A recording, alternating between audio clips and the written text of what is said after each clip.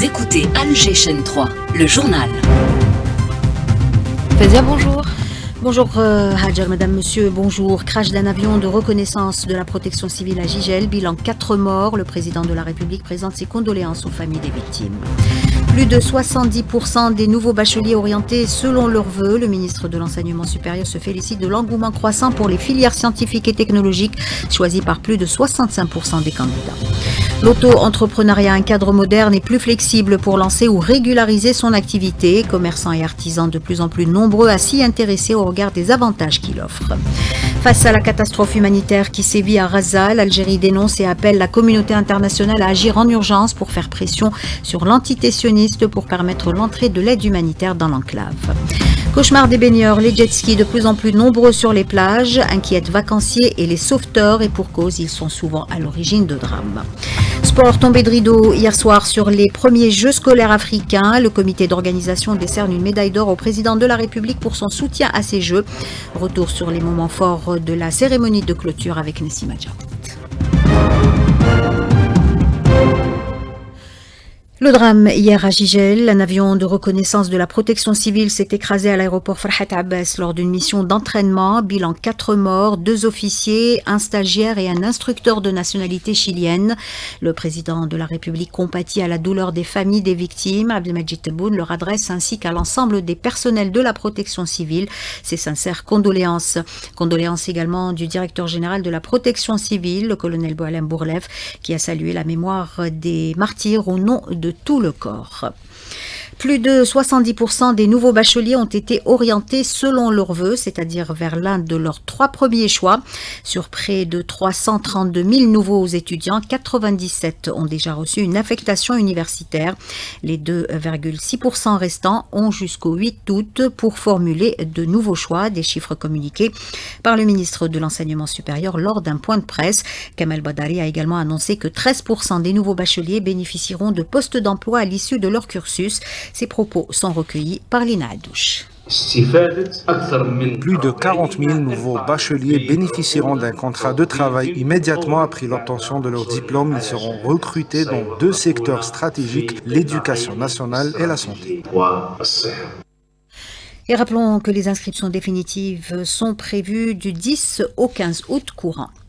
12 trains Coradia reprennent du service, 5 autres sont en cours de réparation et la nouvelle compagnie aérienne domestique entrera en activité dans les prochaines semaines. Des annonces du ministre des Transports en visite hier à Mostaganem. Saïd Sayoud a également affirmé que le transport urbain dans cette wilaya sera renforcé par 10 nouveaux bus en prévision de la prochaine rentrée sociale. Commerçants et artisans sont de plus en plus nombreux à s'intéresser au statut d'auto-entrepreneur, un cadre qui offre plus de flexibilité pour lancer et régulariser leur activité. Comment y accéder? Quels sont ses avantages? Autant de questions abordées lors d'une rencontre organisée par l'Association nationale des commerçants et artisans. Sami Alloun pour le détail. Une rencontre pour vulgariser le concept d'auto-entrepreneur auprès des différents artisans et commerçants venus de plusieurs régions du pays, les incitant à rejoindre cette dynamique qui est mise sur l'entrepreneuriat, l'innovation et sur l'approche freelance pour proposer des prestations de services adaptées à plusieurs secteurs et domaines. Mohamed Amin Bazi, chef d'entreprise spécialisé dans la maroquinerie. On est des jeunes, on a commencé avec de très petits moyens, mais après avec le temps, on a réussi à créer une entreprise dans la fabrication et dans la distribution de pas mal d'articles. C'est très accessible, on a réussi à le faire, pourquoi pas d'autres. Des artisans et commerçants intéressés par le statut d'auto-entrepreneur ont eu l'occasion de poser leurs questions, de faire part de leurs préoccupations tout en s'informant davantage sur les démarches à entreprendre pour finaliser l'étape d'inscription. Hadj Tahar Boulnoir, président de l'Association nationale des commerçants et artisans. L'initiative lancée par l'État pour inciter les jeunes à créer leur propre entreprise ou micro-entreprise constitue une démarche à la fois positive et essentielle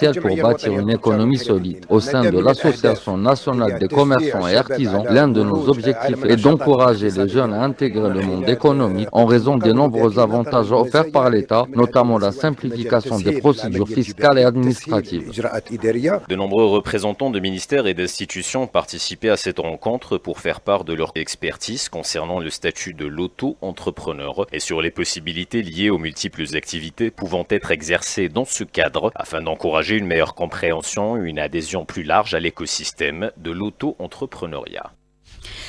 Assurer la stabilité du marché en période estivale, une rencontre a réuni par visioconférence le ministre du Commerce intérieur et les directeurs régionaux et de Wilaya. Taïb Zitouni a appelé à l'occasion à renforcer les contrôles et la coordination locale. Il a également annoncé le maintien des espaces magro gratuits pour les producteurs afin de lutter contre la spéculation. Intoxication alimentaire en été et cette mise en garde du ministère de la Santé qui appelle au respect des règles d'hygiène de l'achat jusqu'à la consommation. Il est également conseillé d'éviter les produits exposés à la chaleur, de vérifier les dates de péremption, de laver les fruits et légumes et de faire attention aux sauces préparées à l'avance dans les fast-foods notamment. Le ministre des Moudjahidines représente le président de la République au 200e anniversaire de l'indépendance de la Bolivie. Les cérémonies officielles sont prévues dans la capitale historique du pays, Sucre. L'Algérie, par la voix de son représentant permanent à l'ONU, monte une nouvelle fois au créneau et dénonce le génocide à Gaza et la situation humanitaire catastrophique que vit la population razaoui. Ammar Benjama s'exprimait lors d'une réunion sur la situation à Gaza, une réunion convoquée, comble de l'ironie, par l'entité sioniste, celle-là même qui tue et affame les Palestiniens. Cela fait longtemps que nous avons tiré la sonnette d'alarme en ce qui concerne la catastrophe dans la bande de Gaza. Nous nous sommes fait l'écho à plusieurs reprises du calvaire que vit cette population palestinienne qui est affamée. Nous nous sommes associés aux appels qui ont retenti des quatre coins de la planète, à quelques exceptions près. C'est une séance qui nous réunit, une séance qui est organisée à la demande de la puissance occupante, Israël, qui, de façon éhontée, nie la famine à Gaza. Cette même puissance occupante qui a suspendu l'accès à l'alimentation, à l'eau, à l'électricité, aux médicaments à Gaza. Cette même puissance occupante qui, le 29 juillet, a été condamnée par des experts de l'ONU. Et ils l'ont dit clairement, je cite, « Les actes d'Israël à Gaza sont barbares. Des responsables gouvernementaux sont peut-être en train de commettre des crimes au titre du statut de Rome. L'extermination par la faim. » Fin de citation. Et ce ne sont pas nos mots, ce sont les conclusions d'experts internationaux. Le diplomate algérien appelle la communauté internationale à assumer ses responsabilités et exige un cessez-le-feu immédiat. Ce à quoi nous assistons ne relève pas du hasard, c'est un génocide. Et c'est ainsi que c'est décrit par des Israéliens, David Grossman, Guy Chalev et d'autres. C'est ce qu'ont pu constater les travailleurs humanitaires présents sur le terrain. Et c'est ce que ressent le monde entier. Et pourtant, certains continuent de le nier. Personne ne peut prétendre ignorer ce qui se passe. Personne ne peut rester silencieux pour justifier les faits. Les générations futures se demanderont, où étiez-vous lorsque les enfants perdaient la vie tentant de récupérer du pain au Conseil de sécurité? Où étiez-vous lorsqu'un peuple tout entier était écrasé, et ce, au nom de la sécurité? Ceux qui, si souvent, nous ont donné des leçons quant au droit à la légitime défense. Ceux qui ont nié l'existence de ces crimes dont ils se sont rendus complices. Ceux qui sont restés silencieux. Monsieur le Président, l'injustice ne doit jamais être banalisée. Voilà pourquoi nous demandons un cessez-le-feu immédiat, inconditionnel et permanent. Des appels auxquels l'entité sioniste reste sourde. Pire encore, elle redouble de férocité en bombardant sans discontinuer l'enclave palestinienne. L'occupant annonce même l'imminence d'une nouvelle phase de son agression. Un haut responsable de l'ONU a mis en garde contre les conséquences catastrophiques que pourrait avoir une extension des opérations militaires israéliennes à Gaza. Alors que les États-Unis mettent en place des droits de douane différenciés selon leurs partenaires commerciaux, Donald Trump cherche à éviter leur contournement pour lutter contre cette pratique qui consiste à faire transiter un produit par un pays dans lequel les droits de douane sont moins élevés. Le président américain prévoit d'instaurer à compter de jeudi prochain une surtaxe de 40%. Et les droits de douane de 50% prévus sur les produits brésiliens sont entrés en vigueur cette nuit, alors que le Brésil ne devait initialement pas être concerné par des droits de douane au-delà du plancher de 10%. Donald Trump décide d'imposer une surtaxe de 50%, soit la plus élevée appliquée à un pays particulier. Retour chez nous, on s'intéresse ce matin à un phénomène récurrent sur nos plages. Les jet skis, de plus en plus nombreux, sont source d'inquiétude pour les vacanciers et les sauveteurs, et pour cause, vitesse, imprudence ou encore proximité du rivage. Ces engins sont à l'origine de drames chaque été. Mehdi Hadaoui. Ces engins nautiques sont très prisés. Cette activité n'est cependant pas sans risque pour les baigneurs. L'avis de quelques estivants. Les jet skis هذوما حنا ماذا بينا كون يخرجوا للارج كامل ما يجوش ينشط لهنايا باسكو راهم يديرونجيو في الناس اللي يعوموا. العام اللي فات صرات ديجا اكسيدون هنا مربي يرحمو ان شاء الله توفى. كي jet ski خطر على كم مصطافين كان طفله صغيره ضربها بلو بوينت في راسها بديه مربي. Les jet skis doivent rester à au moins 100 mètres du rivage et des couloirs doivent être aménagés pour entrer et sortir de l'eau. La protection civile sensibilise les utilisateurs de ces scooters des mers. Le commandant Nassim Barnaoui, sous-directeur de l'information et des statistiques à la Direction générale de la protection civile.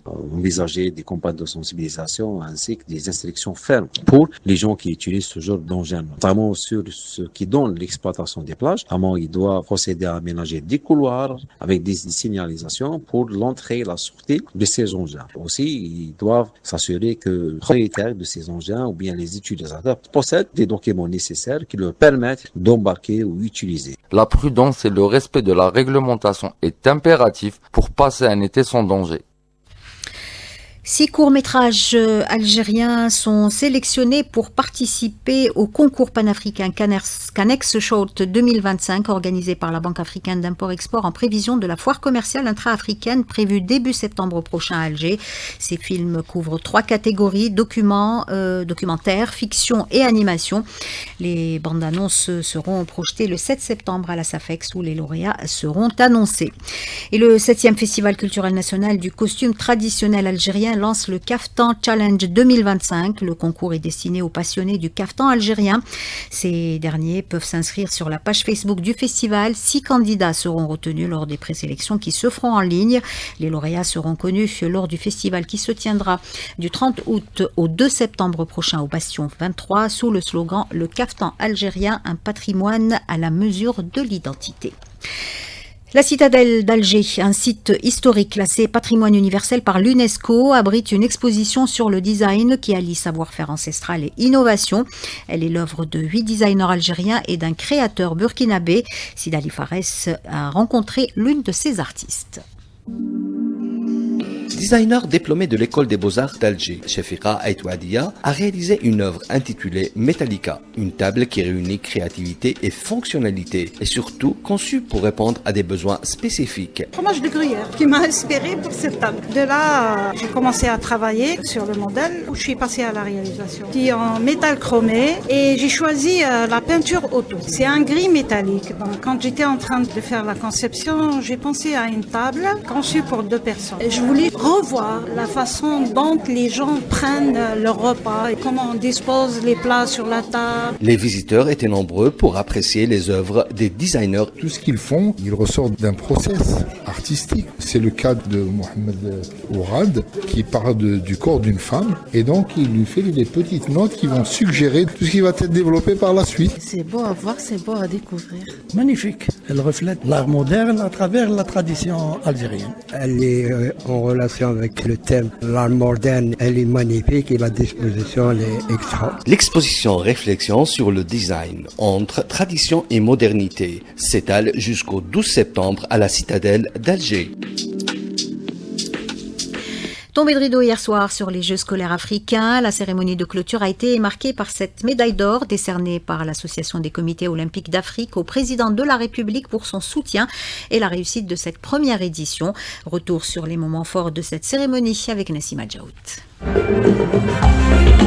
Les familles venues en force ont vibré au rythme de la musique algérienne dans sa diversité entre la musique algéroise interprétée par Esma Djermoun, le chant local de Zino Annabi, le chant kabyle grâce à Cilia Ait Mohand, mais aussi le raï grâce à Moh Milano, Cheb Hicham, mais aussi et surtout le mythique groupe Raïna Raï.